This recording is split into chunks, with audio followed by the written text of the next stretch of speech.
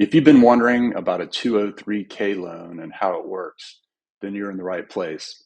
Hi, this is Scott Hastings with Mortgages by Scott, and I've been getting a lot of calls and emails lately about FHA 203k renovation loans, and also the conventional loan as well. If if you're wondering about a conventional version, which is called a home style loan, I have another video on that, and I'll put it in the comments section below, a link to it. By the way, if you find this video helpful at any point along the way, please hit the like and subscribe button. That really helps me out a lot. But anyway, back to the FHA 203k loan. So just a very simple description of what the loan is. It's just a normal FHA loan, but what it does is it allows you to borrow the money for any repairs you want to do to the home at the same time as you buy the house, and just get one 30-year fixed loan. The money goes into an escrow account, the money for repairs after you close, and then the contractor, the licensed contractor that's going to do the work, takes draws from that escrow account as the work is done after closing. That's the basics of it. Of course, there's more to it. If I was going to go through this and say, what are the steps to getting qualified for an FHA loan? More than any other loan there is, I would say definitely you have to get qualified first. Obviously, I am a loan officer licensed in multiple states, and I've done a lot of mortgages over the last 20 years. And if there's any advice I can give you, is you must get qualified first. And the reason why is, of course, you have to find out what is your credit score. You know, how do you just in general qualify for a mortgage? But before you go look at houses, you have to know how much loan you can qualify for. You might see a house that is in your price range. You just want to do some repairs, but you need to sort of know, how much repairs can I do? That's going to dictate whether you can buy the house and do what you want. I mean, the house might even be in such disrepair that you can't even live in it yet. So it could be a lot. So anyway, to restate that, definitely get pre-approved, not just pre-qualified for an FHA loan before you even go look at houses and even think about doing this. The second advice I would say is, when you're talking to your realtor about this, hopefully they have some experience doing renovation loans. A lot of times they don't. And the reason you need someone, hopefully, that has some experience with it, at least with buying houses that need repairs, are there's a lot of due diligence that needs to be done. And I've often seen realtors or real estate agents write contracts that have the same time frame for closing as a normal loan, and it's just not the case. A renovation loan, an FHA 203k, or home style loan is going to take much longer. The reason is there's a lot more moving parts and more people involved in the mortgage. Probably the longest portion is the homeowner agreeing with the contractor on everything that needs to be done. So step two, make sure that you hopefully find a real estate agent that's got some experience with FHA loans or 203k loans.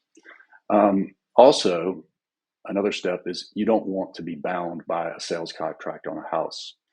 You don't want to have too much money that you can't get back into the deal. As far as, well, in North Carolina, it's due diligence and earnest money, two different checks.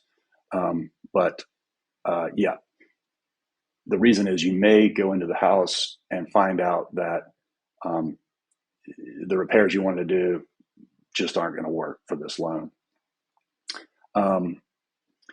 You definitely have to have a licensed general contractor that's going to do all the work. This is a big point. A lot of times I have homeowners that are interested in this loan because they're do-it-yourselfers. Unfortunately, there's very little work you can do as the homeowner. All of the work has to be done by a general contractor. Um, and I've also had the question, well, what if I am a general contractor? It doesn't matter. You can't do the work on your own house, even if you are a licensed general contractor yourself. You'll have to hire someone else. You know, when you are looking at the repairs, what can be done? Well, really, almost anything. Just to name off sort of a bullet list, you can repair roofs and gutters, heating and cooling systems, carpet, flooring, kitchens, bathrooms, replace the windows and doors, do painting and siding, replace plumbing, electrical, do mold remediation, lead remediation, repair water damage. You can add rooms. You can split up rooms. You can, cut 2 rooms down to 1 room. You can repair well and septic, et cetera, et cetera.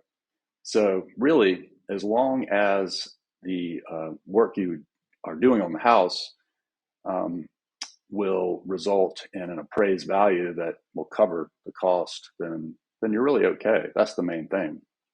And that is a big part. Sometimes I've seen people go in and they're interested in this loan, but really the things they're wanting to do to the house, they're not going to increase the value of the house enough to make it work. So you have to cover the cost of acquisition plus repairs, which is basically taking the price of the house plus the contractor's bid. The actual math is times 113%, and it has to appraise for at least that. So just to make it easy, it just needs to be worth the purchase price plus the repairs, to make this loan work. I might have mentioned this before, but the longest part of this process is getting to a final contractor's bid that works. The reason is you can't just add stuff at the end. You have to get a contractor, and for example, it has to be a very detailed bid. If you want an example of a bid, you can reach out to me. My website's mortgagesbyscott.com, and I'm happy to send you an example of a sample contractor's bid. But for example, let's say you want to redo the kitchen. You want to take out all the cabinets, and you want to put in a new dishwasher and a new stove and a new refrigerator. Well, the contractor's bid is going to have to say removal of cabinets, whatever, $1,000. Disposal waste fee, $300. New cabinets from Lowe's with SKU number XYZ41327, et cetera, et cetera. So very detailed. And also what they're going to do, what you have to do, is they're going to put in about, it's a 15% cost overrun feature. So for easy math, if you're going to do $10,000 worth of repairs, you're going to have to put $11,500 into the escrow account after closing. That's in case the job goes over. There'll be enough money to complete it. So if it doesn't go over and there's money left in the escrow account after all the work's done, that extra money just goes to pay down the balance on the loan. So it's not lost money.